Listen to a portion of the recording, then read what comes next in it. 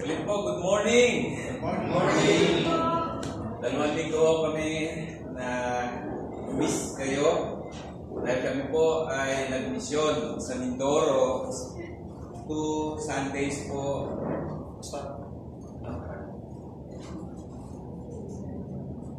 Ayan, thank you Lord. Nag-mission po tayo sa Mindoro at last Sunday po, isang umaga ng Sunday, last Sunday lang po, 3 pesos po ako nag-share. 6:30 ng umaga, 8:30 ng umaga, at saka 10:30 ng umaga. In about 500 members. Salamat sa Lord. Ito po yung home church na aking kapamilya sa Sablayan. But before that po, doon kami sa Oriental din, mag-asawa. Sinamahan ko po ang kaibigan nating Canadian mag-asawa na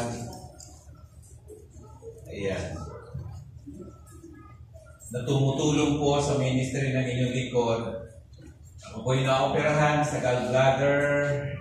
Siya po ang nagbayad sa De La Salle Hospital. At siya po yung nagbakasyon dito sa atin, sa Pilipinas. Siya po ay taga-Canada.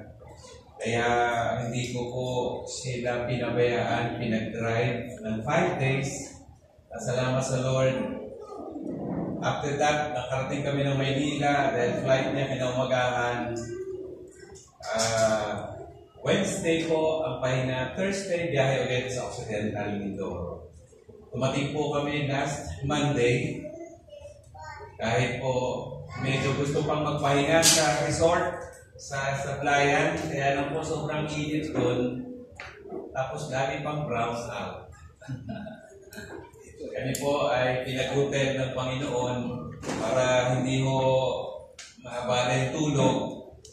Kasi napakadaming ministry, trabaho, nagturo ng Thompson 2 araw, 25 ang pinadala ni Lord ng mga pastor.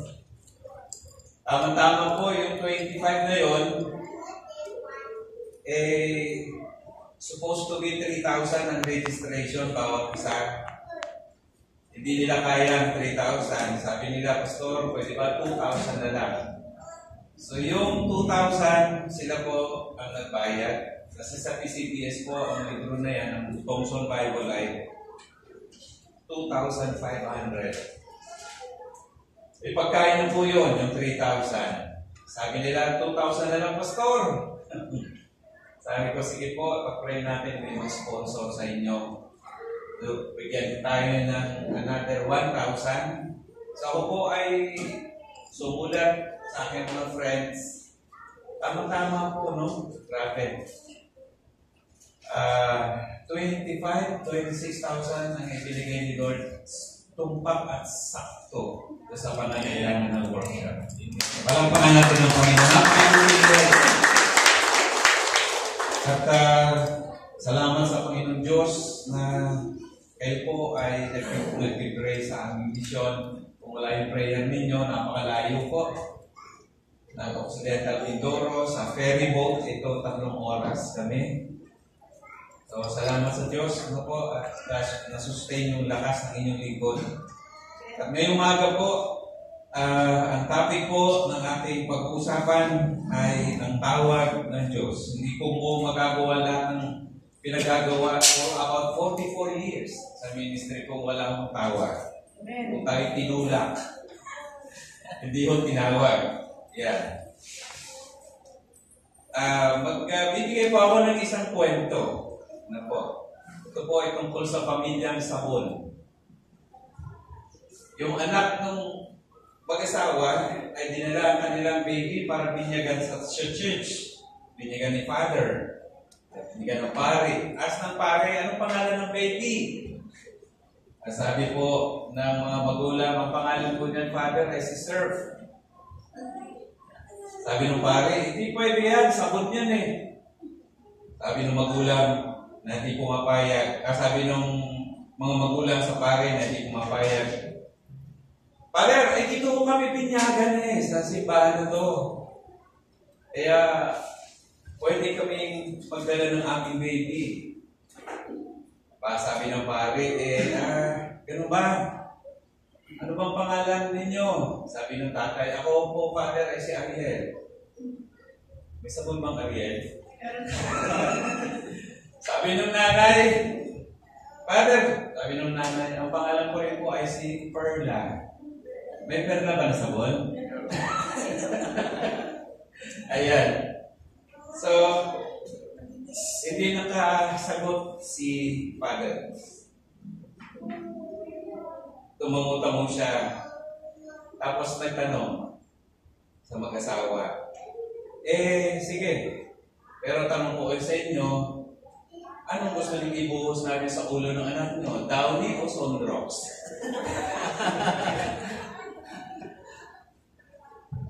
Pamilya ng sabon. Hindi ko pinopromote ang sabon dito. Pupromote natin ay si Jesus. Amen? Pero gusto ko kayong umiti. Seryoso kayo masyado. Ayan. So ngayong umaga, balik po tayo sa ating topic na gusto nating ng Panginoon na ibahagi sa ating mga puso ngayong umaga. Ano po? Ang topic natin po is about God's call. Tagalog po, tawag ng Diyos. Nandiyan ba sa ating screen? Yan po. Gaano po ba kahalaga at kaimportante ang tawag ng Diyos? Pangalawang tanong, paano po ng Diyos ginagawa ang pagtawag? Pangatlo, bakit po ang Diyos ay may pagtawag? Ano po ang rason bakit siya tumatawag? Pwede ba tayong manalangin? Panginoon Diyos, ang mensahe po ito ay inilagay nyo galing sa puso nyo, inilagay nyo sa puso ng inyong lingkod para ibahagi sa puso ng mga makikinig. Ayan na po ninyo yung inyong banal na espiritu ang siyang kumilos upang buksan ninyo ang aming mga spiritual eyes and our spiritual ears para makinig at unawain sa tulong ng banal mong spirito na nasa buhay ng inyong mga anak ang mensahe mo tungkol sa pagtawag. Salamat po. Ito'y aming hiling ngayon at panalangin in Jesus' name. Can you say amen? Amen. Amen. Ayan. Ang tatlong tawag. Meron pong tatlo akong tatalakayin sa inyo, pero napakadami pong tawag sa Biblia na makikita. Tatlo lang po. Unang tawag ay yung tawag pang kaligtasan. Andito ba kayong lahat? Tawag pang kaligtasan. Ang Diyos po ay nananawagan pa rin hanggang ngayon na ang lahat ay lumapit kay Jesus para maligtas. Yan po, tawag ng Diyos pang kaligtasan. Pangalawa, na tawag, makikita sa Biblia na importante, tawag maglingkod. Another po yun, tawag maglingkod. Sabi nga po, marami ang tinawag, many are called. Sa Tagalog, sumalit kunti, but few are chosen. And then he said in Matthew 22:14, the harvest is plenteous, but the laborers are few. So yung pangalawang tawag, tawag maglingkod. Pangatlong tawag, ito ay hindi tayo dito makakaiwas. Tawag para umuwi na. Tawag para umuwi na doon. Ano po? Saan doon? Saan uuwi? Doon sa bahay? Kung ano yung tugon mo sa unang tawag, pangalawang tawag, doon ka uuwi. Ito po yung importante sa ating lahat na alam natin kung saan tayo uuwi. Lahat ng tao sa mundo mawawala. Ang tanong saan yan pupunta ang kanyang eternal soul and spirit. Where is his spirit or her spirit is going? Yan. Ang tanong, Pastor, may basis po ba ang mga sinasabi mong yan? Yes, meron po. Una, sa tatlong general type of gospel, tawag pangkaligtasan. Ano ibig sabihin nito, Pastor? What does it mean? Ang sabi po sa 1 Peter 2, 9 to 10, sabi dyan po, but you are a chosen people, a royal priesthood, a holy nation, God's special possession, that you may declare the praises of Him who called you out of darkness into His marvelous light. And then verse 10, once you were not a people, but now you are the people of God. Once you have not received mercy, but now you have received mercy. Malinaw dito po ang deklarasyon ni Apostle Peter. Yung mga benefits ng taong tinawag ng Diyos. Una, sinabi niya tayo ay mga chosen people. Sa Tagalog tayo mga pinili ng Diyos. Kapag ikaw ay tungkol sa tawag niya, isa ka sa mga pinili ng Diyos. Pangalawa, a royal priesthood. Sa Tagalog yan ay maharlikang,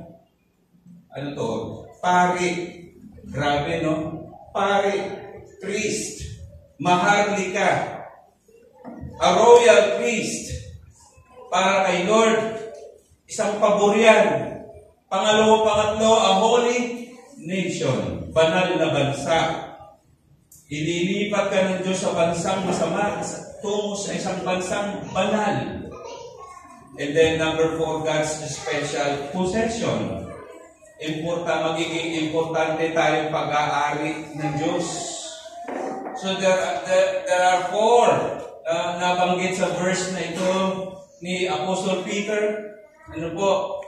Now, sumunod doon sa verses na yon, 2 verses na yun, who called you out?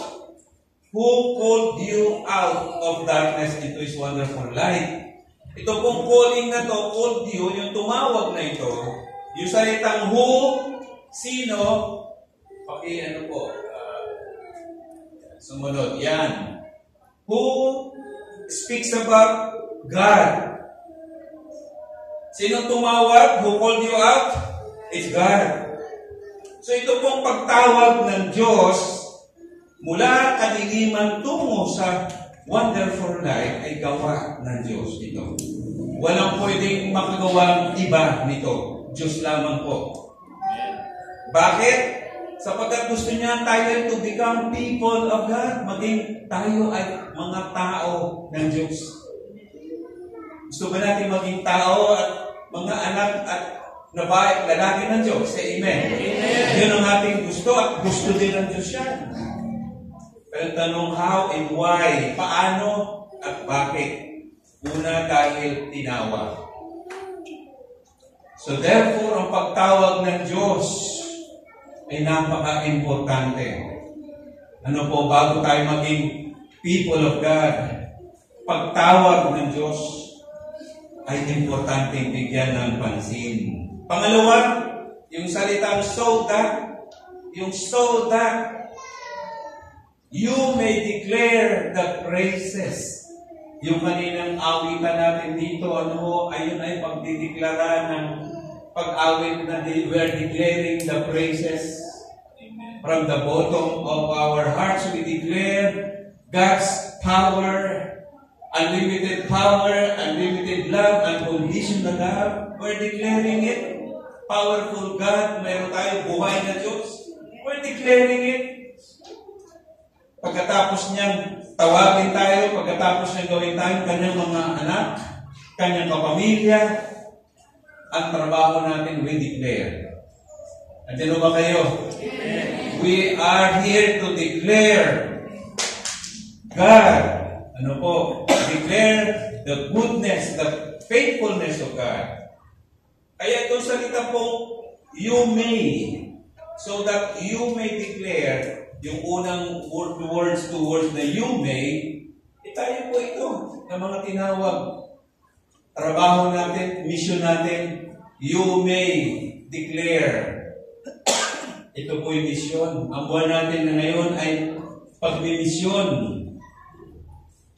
Kaya tayo nandito, gusto po natin na gawin abog imos na ma-born again ang makakilala kay Lord. Dalo ba kayo? Kaya talagang misyon, gusto natin ang lahat ay magdeklara ng kapangyarihan at kapangyarihan at kabanalan na meron ng ating Diyos sa ating bayan, sa ating bansa.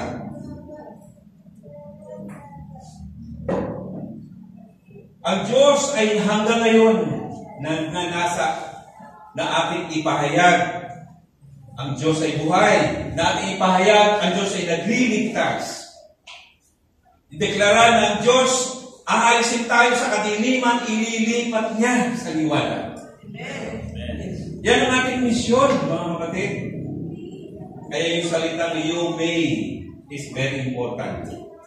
Ano po?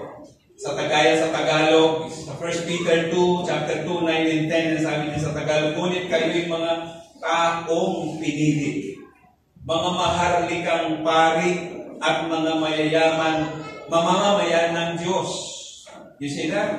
Taong pinili, maharlikang pari, mamamayan bayan ng Diyos. Bakit? Sabi rito, bakit? Pinili, tinawag kayo ng Diyos na maging Kanya.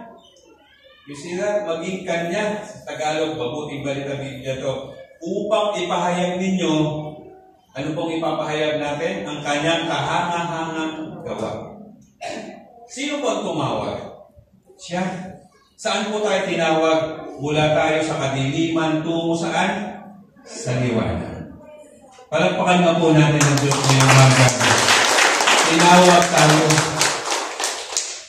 Ngayon po, bakit? Ang tanong, bakit po may tawag o pagpili na ginawa ang Diyos? Bakit? Ang sagot po, John 3:16. Noong dahil sa pag-ibig, can you say amen? Sa pag-ibig ng Diyos. Bakit ginagawa ng Diyos ang pagtawag at pagpili? Dahil sa pag-ibig niya.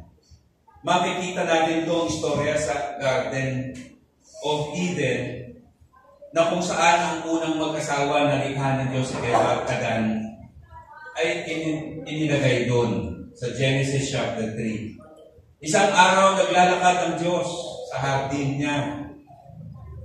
Pero hindi niya makita ang mag-asawa. Nagtatago si Adan at si Eva. Ang panawagan ay ito, tawag ay ganito, nasaan kayo? Nasaan kayo in the cool of the night in the garden? God, He was calling them, where are you? Narinig kaya ito ni Adan at Eva? Yes, sabi ng dalawa. Narinig ko po ang tawag ninyo, pero natatakot kami dahil kami ay hubad. Ano ba kayo? Kami ay hubad. Sabi ng Diyos, bakit? Sinuway ba nyo? Ginawa ba ninyo? Ipinagbabawal na huwag pitasin ang bunga ng puno ng pagkakilala ng mabuti at masama. Sabi ni Adan, opo, kasi itong babae binigay mo sa akin. Gumungo naman ngayon ng Diyos kay Eva. Sabi ni Eva, ay kasi po yung ahas na nilikha niyo. So nagturuan.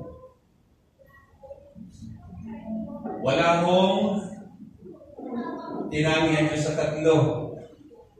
Pinarusahan dahil nagkasala. Kawahas, mula ngayon ikaw ay gagapang at kakain ka ng ano po, mabubuhay ka ang pagkain mo yun. Pangalawa, tumingin ka sa babae. Sa babae may parusa din. Ikaw babae, ikaw ay dahil ikaw nagkasala, ikaw ay maghihirap sa panganganak. At mapapailalim ka sa pangunguna ng iyong asawa.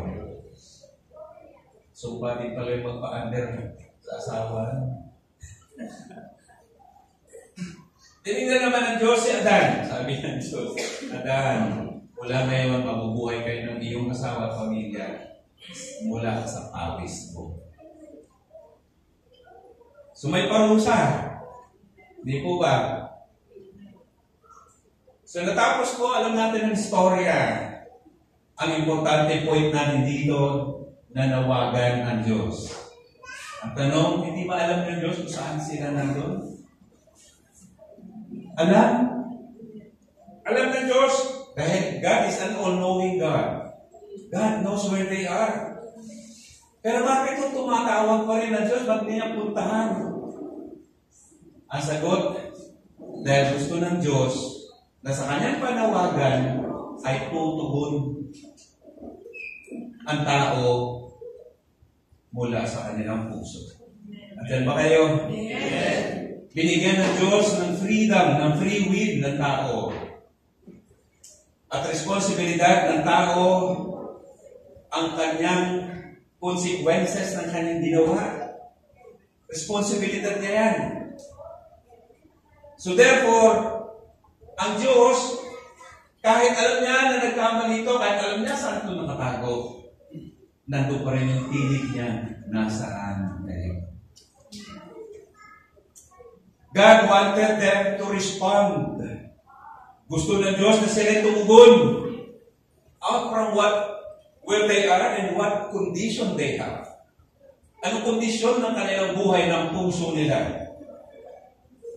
Nakita ng Diyos yun. Alam niyo po, ang gusto ng Diyos sa tao, hindi ang tao ay parang robot. Nilikha niya ang tao hindi like robot. Nilikha niya ang tao, binigyan ng freedom of choice. May free will.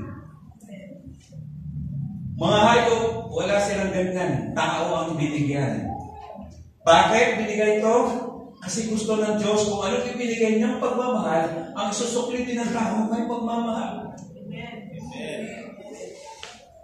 Tama po ba ang mensahe ni Lord? Amen. Hindi tayo nilikha ng Diyos na robot. Ang robot walang love pag nag-respond. Ang tao pag nag-respond sa Diyos, dapat may pagmamahal. So, panawagan ng Diyos hanggang ngayon, saan man lugar ka naroon, nasaan ka? Bakit anong purpose, Pastor? Bakit tumatawag? Para sa kanyang tugon, ang kaligtasan at ito bibigay ng Diyos sa kanya. Anong ginawa ng Diyos kay Eva at Adan? Ang Diyos, dahil sila hubad, ang Diyos ang pumatay ng hayop. At ang balat nito, ang ginawang damit pantakip sa kahubaran ng tao. Binigyan ng Diyos ang solusyon ang problema ng tao. Bakit? Dahil love niya ang tao. Love niya kayo, love niya ako. Palakpakan natin ang Diyos. Kaya ang Diyos tumatawag, asaan kayo? Ito yung tawag, pangkalahatan para ang lahat ay maligtas. So wala na po tayo doon, alis na tayo, pwede pa akong mag-preach ng mahaba dito tungkol dyan sa tawag pangkaligtasan. But number 2, na tawag yung paglilingkod. Ang Diyos hanggang ngayon din po ay tumatawag ng maglilingkod sa Kanya. Ang Diyos ay tumatawag ng mga taong magre-represent sa Kanya. Sabi ni Pastor Val, Pastor, ikaw yung aking OIC pag-alis ko. Pastor, pwede ba baguhin natin yung OIC? Gawin mo na lang akong assistant. Si Pastor Val, nakakapait na intindihan niya yung ibig kong sabihin. Assistant. Mag-a-assist kung wala siya. Tatayo in behalf of Him. Nandiyo ba kayo? Palakpakan natin ng Panginoon. Pero pag nandito siya, siyang senior. Siya ang ating pastor. Ano po? Kaya, tinawag ako ng Panginoong maglingkod. Ano po? At ang sabi nga po, nasa Bible ba yan? Yes. Ang sabi dito, John 15:16, you did not choose me, but I choose you, sabi po, and I appointed you, so that you might go and bear fruit. Fruit that will last, and so that whatever you ask in my name, the Father will give you. So ito po, yung tawag ho, ang unang-una na pumili sa atin para paglingkuran siya ay ang Diyos. Ilang beses po sinabi diyan? John 15:16, si Kristo mismo may sabi nito, you did not choose me. Sa umpisa, hindi ko talaga naman pinili ang Diyos. Gusto ko maging engineer, no? Maliit pa. But ang sabi ng Biblia, but I choose you. Ilang beses yung salitang I. Ang dami. I choose you, I appointed you. 2 beses. So, ang pumili sa atin para maglingkod sa Kanya ay siya. Hindi, pwede rin po sa aming senior pastor, si Pastor Val, pero that I would like to reaffirm this, na talagang nagpumili bago pa si Pastor Val dumating sa buhay namin, pinili na ako ng Diyos. Amen. 44 years ago. I've been serving the Lord that long. Sabi ko kung kailangan mo ng Diyos sa POTC, Lord, I will come here and serve you. Since you have chosen me, since you have appointed me, I will come. But here is the good in the verse that we can find. Ang sabi po diyan, so that you go and bear fruit. Magbunga. Ano po itong bunga na to? Ang bunga po, this fruit ay walang hanggan. Ang fruit na ito will last. That will never come to tapos na yung bunga, ubos na yung bunga. Hindi po eh. Ang bunga na to ay naglalast. Ang bunga na naglalast ay ano? Ang ating mga pinaghirapan, tinanim, ang palay, 5 months, bunga na. Yung bunga niya, nagiging bigas, kinakain natin, nauubos. Ang bunga ng punong kahoy, mangga, o anumang bunga yan, agad nauubos, nawawala. Ang sweldo natin, after 1 month o 15 days na trabaho, pagka tinanggap yung sweldo, 1 day millionaire, ubos agad. Di po ba? Hindi naglalas. Eh, Pastor, ano yung fruit that will last? Ang fruit that will last ay yung kaluluwa. Ang lahat ng material na fruit, pinag-aawayan. Nagdedemandahan, lalo sa mga mana. Tama mo ba ako? Pero hindi pag-aawayan ay fruit nating pinaghirapan that will last for eternity, ay ang kaluluwa. Palakpakan natin ng Panginoon. Kaluluwa, kaya dyan tayo mag-invest, kapatid, sa kaluluwa. Kung kayo may investment sa bangko, may investment sa negosyo, lahat ng yan ay may peligro. Baka malugi. Pero pag nag-invest ka sa kaluluwa, ang kaluluwa is priceless. Amen. Makaptan mo man ang langit, kayamanan mula langit hanggang dito sa mundo, makaptan mo man yan. Pero mapahamak ang iyong kaluluwa, wala pa rin kwenta. Bakit? Dahil ang kaluluwa, priceless. Babayaran ka ng 1 million para mapatayin ka? Payag ka ba? Hindi. Dahil kikitain ka naman yung 1 million. Walang papayag na babayaran ng buhay mo. Dahil ang buhay ay sagrado. Dahil ang buhay ay mula sa Diyos. Palakpakan natin ang Panginoon Diyos. So ito po yung fruit na tumilas na meron po ditong salita na sinabing, so that whatever you ask in my name, the Father will give you.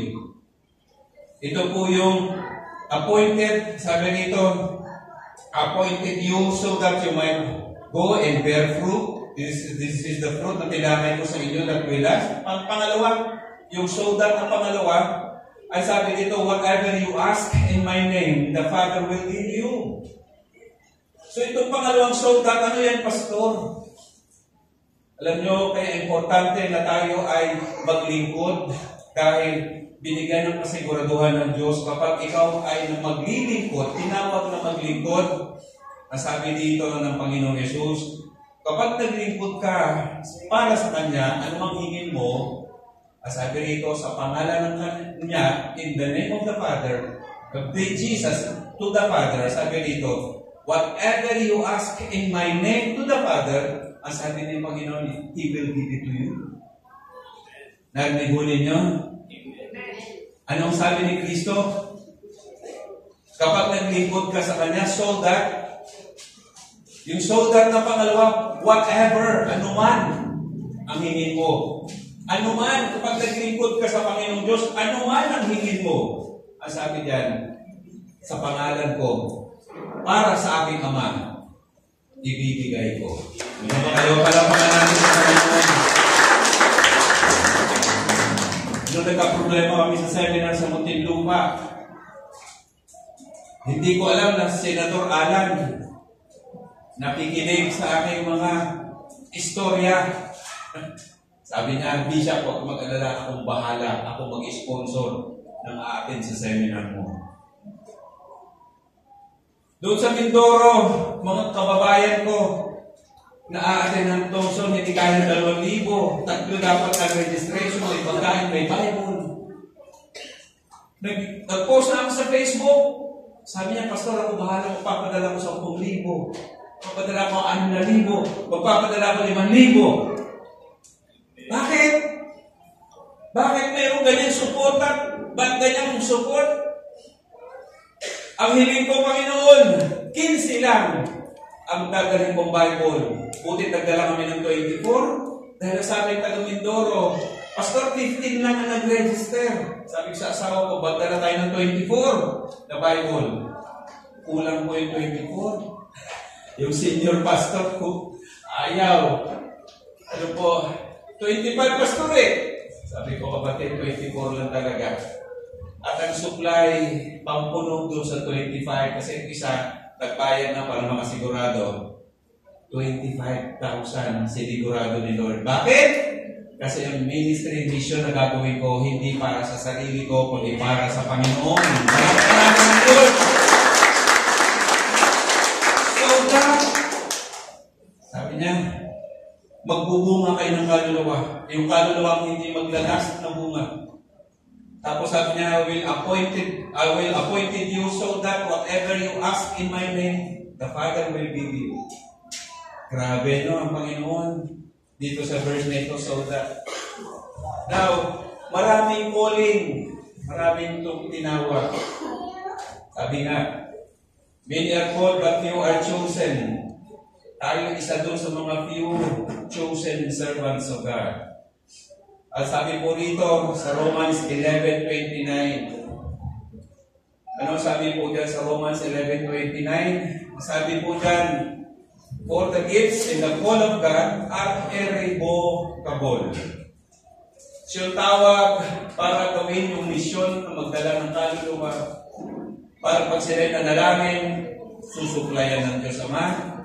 Itong tawag na trabaho ko, ito special na tawag paglingkod. Ito'y tawag na hindi nare-revoke. Hindi kayang i-revoke, hindi ko pwedeng kansilahin. Itong tawag na ito. Kapag tinawag ka ng Diyos sa isang tawag na magpapastor ka, maging teacher ka, tawag para mag-evangelist ka, doon sa Ephesians 4:12, yung 5, di mo ba? May 5 doon. Unang prophet, apostle, ano ba ako? Evangelist, ano pa is pastor and teacher. Yun yung 5-fold ministry in Ephesians chapter 4. Si Pablo pa may sabi nun, ay kinoconform dito ni Pablo sa Romans 11:29 na yung may tawag ng mga ganun fivefold, hindi pwedeng i-revoke. Pag sinabi i-revoke, hindi suko, i-return ang calling. Hindi ho. Ang calling po ng Diyos ay irrevocable. Ibig sabihin, walang resignation. Hello? Yeah. Hindi ka pwedeng mag-resign. Yan. Bakit po, Pastor? Kaya hindi ako pwedeng mag-resign at humindi sa tawag na paglingkuran ng Panginoon. Isa pong example ay si Jeremiah chapter 1 verse 5. Sabi ng Diyos kay Jeremiah, "Before I formed you in the womb, I knew you. Before you were born, I sanctified you. And I ordained you a prophet to the nations." So, sino may sabi nito? Ang Diyos kanino? Kay Jeremiah. Na bago si Jeremiah, nabuhos siya ng nanay niya, kilala na siya ng Diyos. Bago siya ipanganak, kilala siya ng Diyos. At pala sa loob siya ng nanay niya, sinantified na siya. Ibig sabihin ng sinantified, ginawang banal. Ginawang tinawag at inapprove sa loob pa lang ng siya. Ganun ang Diyos kamakapangyarihan. At inordain na ng Diyos itong propeta Jeremiah na to. Doon pa lang siya sa loob ng siya ng nanay niya na maging propeta siya ng bansa ng Diyos. Kaya tayo, bago pa tayo po, nandiyan tayo nakaupo, alam na ng Diyos yan. Kung ano man ang pinagdadaanan mo sa buhay, alam na ng Diyos yan. Bago ka pa magdanas ng ganyan, binibigyan ka niya ng freedom na tumugon sa panawagan niya. At kung gusto mo tugunin ang tawag niya, pagliligtas muna, pangalawa, sa paglilingkod para sa Kanya, i-honor niya yung iyong commitment para sa Kanya. At gagawin niya itong irrevocable. Pinirmahan ng dugo ni Jesus yan sa krus. Mas baga sa ating saulian ng kandila, pagka magkumare-kumpare, di ba? Sa Diyos walang ganyan. Hello? Amen. Purihin ng Diyos. Ganon din ang tawag ni Lord sa mga sumusunod kay Noah, kay Jonah, kay Moses, kay Gideon, kay Samson. Silang lahat ay tinawag maglingkod sa Diyos. Kaya pag tinawag sa paglilingkod, ito ay irrevocable. Sabihin nga natin, irrevocable. Si Jonah, you remember, tinawag para pumunta sa Nineveh. Ayaw. Nagbago ba ang tawag ng Diyos? Sumakay siya sa barko, puntang Tarses. Ano pinadala ng Diyos sa gitna sa karagatan ng barko? Nagpadala ng Diyos ng bagyo. Nung inahagi sa dagat, si Jonah, nagpadala ng Diyos ng isda, balyena. Para siya ay sumunod lang sa utos ng Diyos.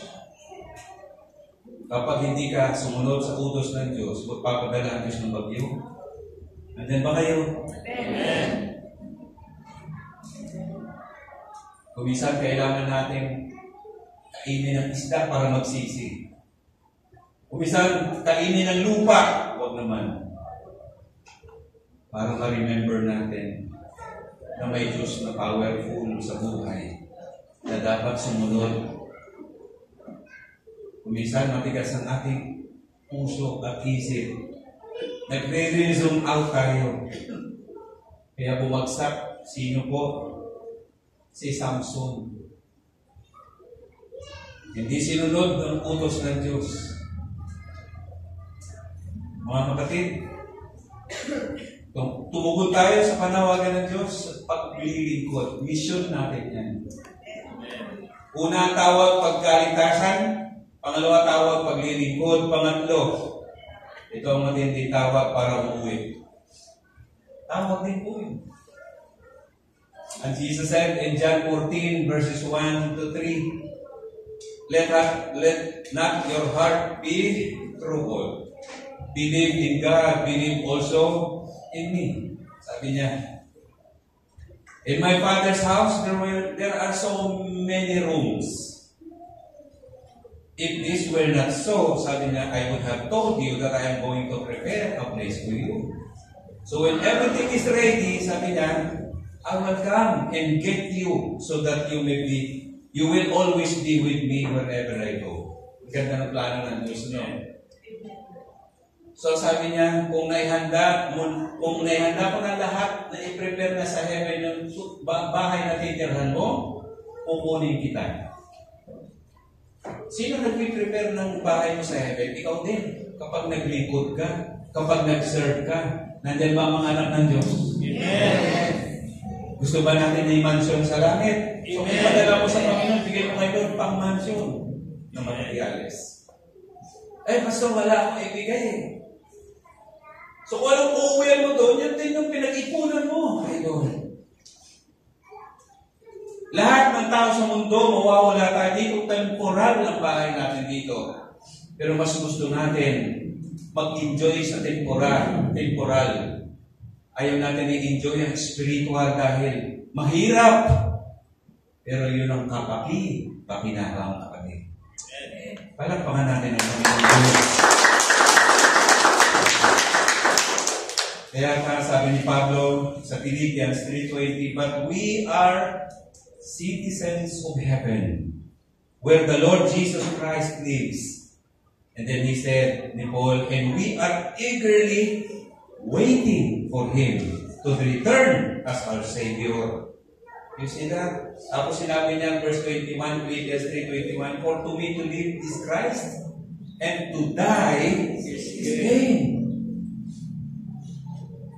Sabi pa niya, for to me living means living for Christ, and dying is, sabi niya, even better. Ang mamatay, pakinabang. Sinabi ni Paul yan, Apostle Paul. So mga kapatid, ang tawag umuwi sa heaven ay pakinabang. Hindi kinalulungkot. Hindi kinakatakutan ang pag-uwi sa langit. Dahil yun ang eternal hope natin. Yun ang ating eternal abode. Ang tao lang natatakot kay kamatayan ay tao walang Kristo. Walang inatupag kundi paglikuran ang sarili.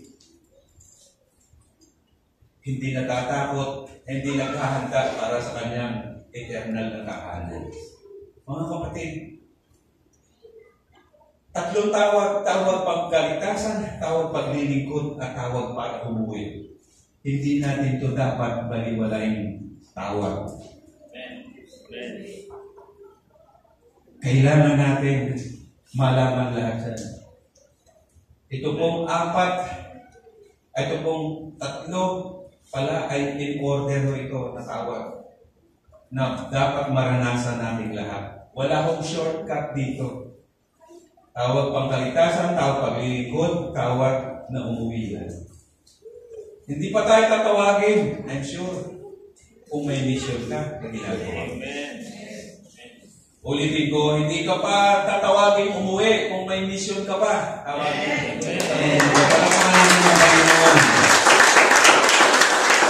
Pero kung hindi mo ginagampanan ang mission mo, tawag mo, baka kunin ka na ni Lord. Alam mo ba ang purpose ng buhay mo, kapatid? Yan ang tanong ko sa inyo, at tanong ni Lord yan sa inyo. Do you know the purpose why God allowing you to live? Bakit inaalaw pa ako ni Lord na mabuhay? You better meditate that question in your life. When only you and God is going to settle it down with you. Kapag hindi mo alam ang sagot dyan, ang buhay mo, pawindang ng pawindang. Walang direksyon. Palakpakan natin ang Panginoon. Kaya maglingkod tayo. Gawin natin ang mission natin dito sa mundo. Mag-serve tayo ng tapat sa tawag natin.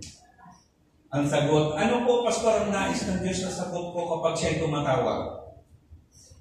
Kapag tinawagan kayo sa cellphone, ano ang inyong sagot? Hello, hello, hello? Di ba ganun lagi? Pero ang Diyos pagka tumawag, klaro. Kaya pag klaro ang tawag, alam mo ang Diyos ang tumatawag. Ang sagot mo dapat, here I am, Lord. Here I am, Lord. Andito po ako, Lord. Kay Jacob, ginawa yan ng Diyos. Kay Moses, ginawa yan ng Diyos. Ang sagot nila lahat ni Ramal. Kay Samuel, batang-bata pa si Samuel, ibigay ng nanay sa templo para tumulong maglingkod sa pari, high priest. Batang-bata, gabi-gabi, may boses, Samuel, Samuel, Samuel. Bangon yung bata, punta kay high priest, tinatawag ko ninyo ako, Sir. Hindi, sabi ng pare, balik ka, matulog ka ulit. Samuel, Samuel. 3 beses, tinawag. Right? Sabi ng pare, pagka narinig yung boses, sabihin mo, andito ako, Panginoon, ang inyong lingkod. Ay, yun nga sinabi ni Samuel, bata, 10 years old siguro yun. Ang edad. Andito ako, Lord. Mangusap ka sa iyong servant. Yun lagi po Lagi sagot natin ganun. Panginoon, andito ako na iyong lingkod. Ang pinipili ng Diyos maglingkod sa Kanya ay yung gusto niya ang pangalan niya ay lingkod, servant. Amen. Diba ko kayo? Amen. Maging lingkod nawa tayo ng Diyos. Ganon din po ang tawag kay Ananias sa Acts 9. No, si Pablo po ay nahulog sa kabayo. Nabulag si Pablo. Sino po inutusan para puntahan siya? Sino inutusan ng Diyos? Si Ananias. Kung hindi si Ananias tumugon at sumunod sa tawag ng Diyos, walang Pablo na apostol na matalino, na mas makisig na apostol. Wala. Bakit? Hindi sumunod si Ananias. Kaya salamat sa Panginoon. Dahil sa tawag ng Diyos, kaya sa tumatawag para ituloy yung kanyang mission sa tao.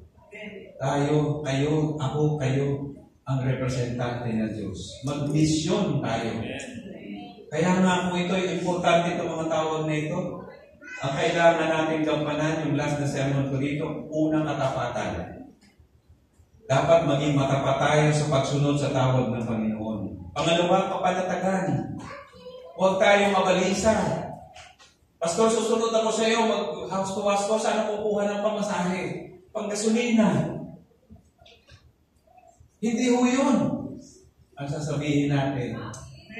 Sabihin natin, Panginoon, may panggasolina o wala, maglalakad ako. Ipaponsundin ka niya. Kapanatagan, that God will supply.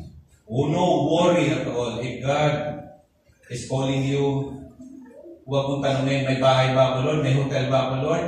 May sasakyan ba ako, Lord? Huwag mong sasabihin yun. Don't worry about that. God knows your need. Magpanatag ka na sa iyong puso na willing kang sumunod sa tawag niya. Pang number 3, maging magalak ka sa pagtupad ng calling niya. Hindi mo tayo pinipilit. Kung hindi tayo pinipilit, ibig sabihin masaya ang gusto ng Diyos sa pagsunod natin sa Kanya. Masaya maglingkod sa Panginoon. Kaya may kansa tayo, may galak, may tuwag, may saya sa piling ng Diyos. Sapagkat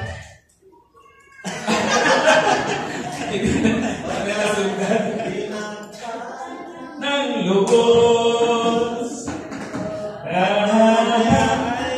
ay kapayapan, manok niya ay kagalakan. You see that? Kagalakan. Adog niya ay kalakasan. Sa bawat pusong nagpapagalan, kaya't ang awit ng papuri, awit ng pasasalamat, at ang awit ng pagsamba ay para lang sa Kanya. Palapakay natin si Lord ngayong umaga. Woo! Hallelujah! Kaya yan po bago ka tawagin ng Panginoon ng tara na, uwi ka na. Tapos ng mission mo, ang tanong, may pagmamalaki ka bang ginawa sa mission? Yan po yun. Kaya mo bang ipagmalaki yung mission? Si Presidente Duterte, nung siya Presidente, may mission siya na ginampalan. Ngayon, sasagutin yan doon sa Netherlands. Ngayon, pag nagsungit sa Diyos, kaya ba natin sagutin? Kaya ba natin yung ating misyon na ginampalan sagutin sa harapan ng Diyos? Yan po ang tanong, mga kapatid ko. Kaya gawin mo ang kaya mong gawin ng makabuluhan, hindi napipilitan ang misyon ng Diyos sa buhay mo. Dahil haharap tayo sa Diyos one day. At ang haharap ka sa Diyos, kaya mo bang tingnan ng Diyos mata sa mata? Ay, ito ay. At pag nakita ka ng Diyos, sasabihin ng Diyos sa iyo, well done, good and faithful servant. I will make thee ruler over many things. Sabi niya, enter thou into the joy of the Lord. Yun ang sasabihin sa atin, matutuwa tayo. Pagkatapos na makita ng Diyos ang mata mo, at serious ka, hindi ka guilty, nakatingin ka ng diretso sa mukha ng Diyos, sasabihin ito ng Diyos sa iyo, well done. Well done, good and faithful servant. Kaya ba natin? Aawitin natin ngayon ang dakilang katapatan. Kapatid, gusto ng Diyos maranasan natin yung tatlong tawag.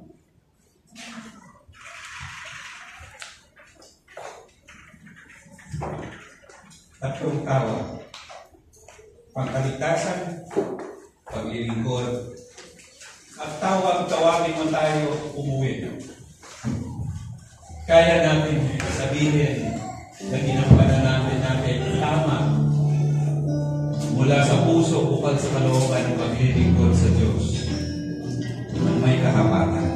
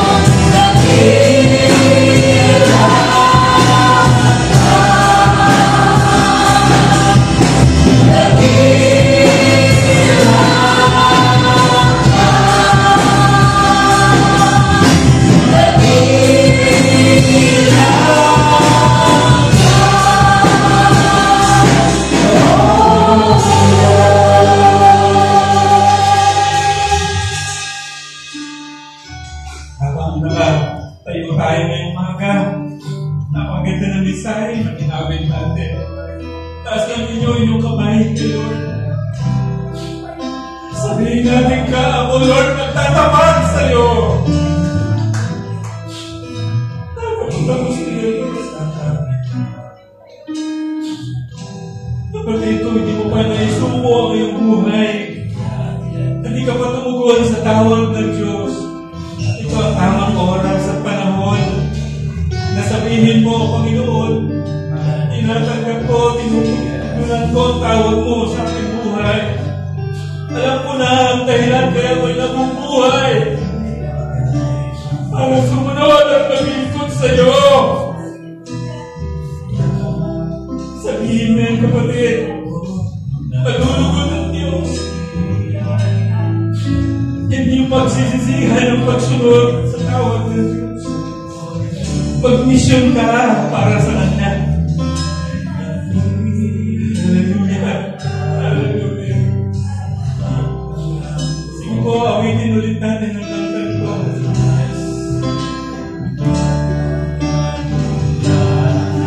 Yes, Lord.